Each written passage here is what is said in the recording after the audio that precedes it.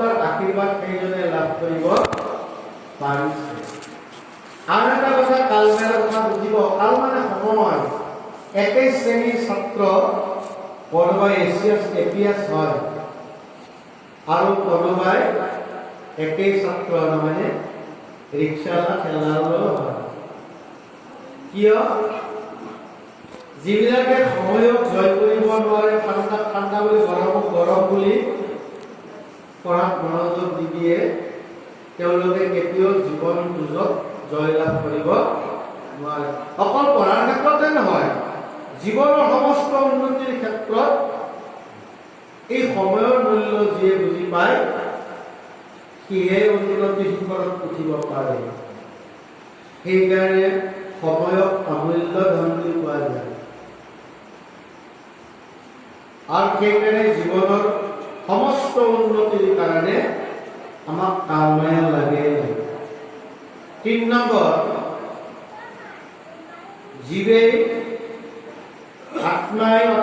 জীৱাত্মাই মুক্তিৰ কাৰণে বিষ্ণুমায়া লাগে। আজি ভগৱন্ত বিষ্ণুৰ কথা শুনিছো কিহৰ কাৰণে? টকা পইচা লাভৰ কাৰণে নহয়, আত্মাৰ সদ্গতিৰ কাৰণে, সংসাৰ তৰণৰ কাৰণে, জীৱন কৰ্মবন্ধৰ পৰা মুক্তি কাৰণে। এই কাৰণে আমাক কি মায়া লাগিব? বিষ্ণু মায়া। এই তিনিটা মায়া লাগে। সংসাৰ কৰাৰ কাৰণে আমাক কি লাগে? যোগ মায়া। জীৱনৰ উন্নতিৰ কাৰণে লাগে কাল মায়া। আৰু জীৱে পৰিত্ৰাণৰ কাৰণে লাগে আমাক বিষ্ণু মায়া। বাকী 6টা মায়া কিন্তু আমাক নালাগে। তাৰে ভিতৰত এটা মায়াৰ অলপ দূৰত থাকিব লাগে। সেইটো কি মায়া জানে? নামটো বৰ ধুনীয়া, মধুমতী মায়া। মধুমতী মায়া মানে বুজি পাইছেনে বা? মধুমতী মায়া মানে নাৰীৰ মায়া, যিটো মায়াৰ পালন কৰি শিৱৰ নিচিনা যোগীকৰ নাকত ধৰি এইটো মায়াৰ পাল্লাত যাতে নপৰে। আৰু আমি এই মায়াৰ যিটো মহ আছে মানে 5টা মহৰ পৰা সদায় দূৰত থাকিব লাগে। মাছ, মাংস, মদ, মৈথুন, মুদ্ৰা, এইকেইটা অনৰ্থৰ মূল। বৰ সাৱধান হ'ব লাগে এইকেইটাৰ পৰা। আৰু সেইকাৰণে এই মায়া যেতিয়াই আমি পৰিত্ৰাণ কৰিব পাৰি, মায়া কেনেকৈ বিনাশ কৰিব পাৰি আমাক দিছে। মাধৱদেৱে সহজ উপায় দিছে।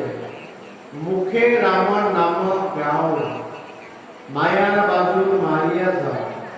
মুখত যাৰ ৰাম নাম থাকিব সিয়ে মায়াৰ বন্ধন অতি সহজে ছিঙিব পাৰিব।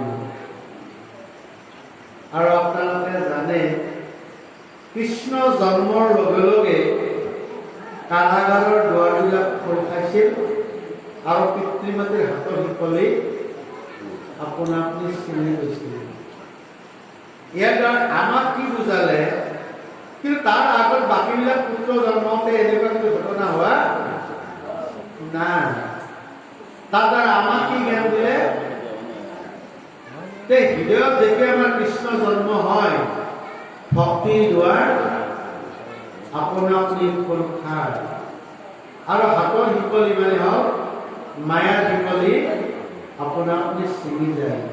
হৃদয়ত কৃষ্ণ জন্ম যিদিনাই হয় আমাৰ মায়াৰ শিকলি থাকিব। সেইকাৰণে আমাৰ হৃদয়ত আমি হৃদয়ৰ কৃষ্ণক দৰ্শন কৰিবলৈ হ'লে মাধৱদেৱে কৈছে আনন্দত হয় নিচা ভক্তিৰ অভাৱ। এই ভক্তি ভাৱটো লাগিব। এই ভক্তি ভাৱটো আমি 3টা পন্থেৰে আমি আহৰণ কৰিব পাৰিম। ভক্তি এটা হ'ল কৃষ্ণৰ চৰণে হৈব জীৱতে ভকতি, শুনা সাৱধানে তাক স্থিৰ কৰি মতি। বিষ্ণু ভকতৰ সংগ লৈবা প্ৰথমত, গুৰু মানি শুশ্ৰূষা কৰিবা ভাল।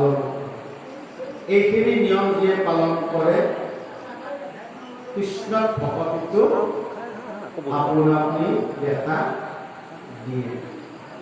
বিষ্ণু ভকতৰ সংগ ল'ব লাগিব আৰু গুৰু মানি, গুৰু হোৱা কিন্তু ভালকৈ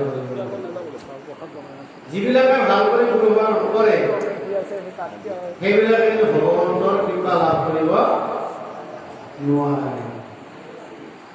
আজি পাঠৰ আপোনালোকে নিশ্চয় গম পাইছে, যিবিলাকে দিনত আছে জ্ঞান ভকতিৰ মাজে নহয় শব্দৰে পাঠ কৰি আছো। তেতিয়া ভক্তিৰ মাজত জ্ঞান কেনেকৈ থাকে বাৰু প্ৰশ্ন যদি কৰা যায়,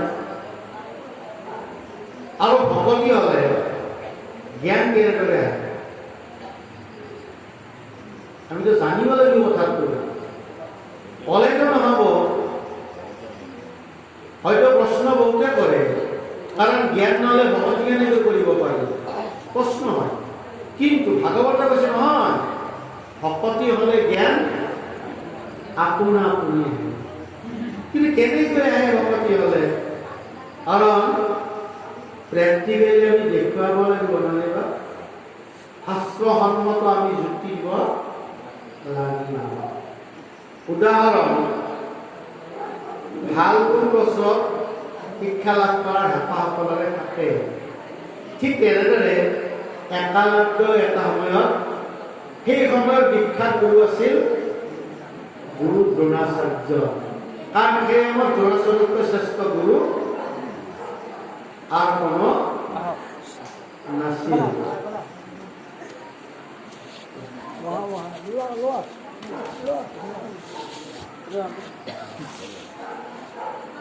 কিন্তু গুৰু দ্ৰোণৰ ওচৰত একালব্য আগ্ৰহেৰে গ'ল।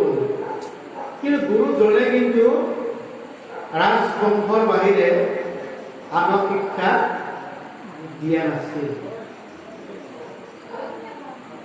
একালব্যক বিমুখ কৰি পঠালে। কিন্তু একালব্যৰ মন দৃঢ়, গুৰুই মোক প্ৰত্যাখ্যান কৰিলেও মই কিন্তু গুৰুক কিন্তু প্ৰত্যাখ্যান নকৰোঁ। ঘৰলৈ ঘূৰি নগ'ল, অৰণ্যৰ মাজতে গুৰুৰ মূৰ্তি সাজি গুৰুৰ প্ৰতি অচলা ভক্তি কৰিলে।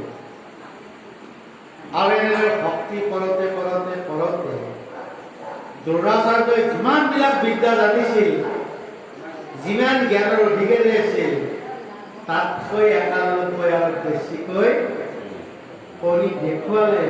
হয়নে নহয় বা? এতিয়া হয়নে নহয় বা? যে একালব্যই জ্ঞানবিলাক ক'ত পালে?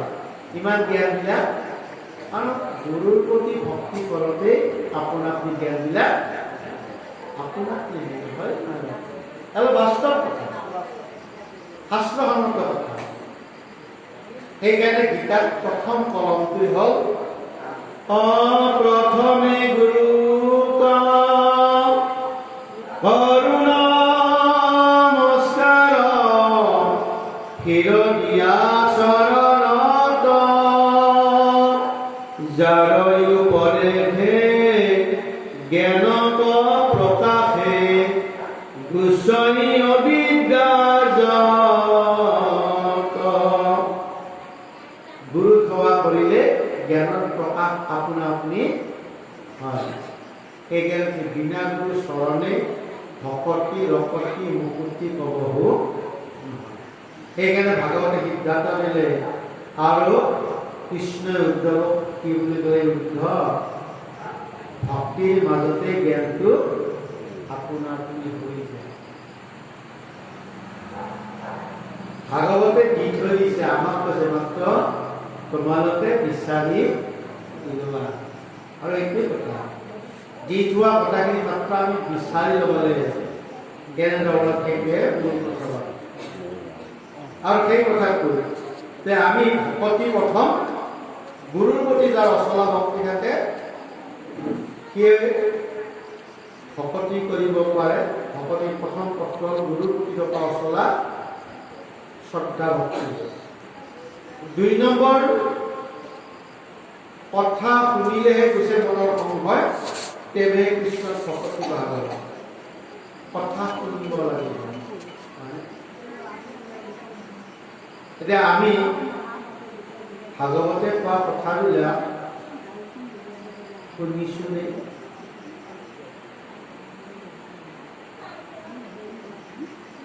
শুনা কথাটো সহজভাৱে মনত থাকে, যদ্যাপি ভকতি নৱবিধ মাধৱৰ শ্ৰৱণ কীৰ্তনাতি শ্ৰেষ্ঠত্ব।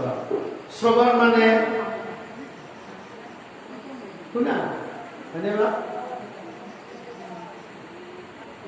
আমি অভিধান মতে শ্ৰৱণ মানে শুনাটো বুজো সাধাৰণতে, আৰু কোনোবাই যদি কয় শ্ৰৱণ মানে কি শুনা বুলিয়ে লিখে। কিন্তু আধ্যাত্মিক মতে তাত্ত্বিক মতে শ্ৰৱণ মানে প্ৰকৃততে শুনাটো নুবুজায়। কিয় নুবুজায়? শিক্ষকে কেতিয়াবা ছাত্ৰবিলাকক আদেশ কৰে কাইলৈ অংককেইটা কৰি আনিবা। পিছদিনা যেতিয়া শিক্ষক উপস্থিত হয় কিছুমান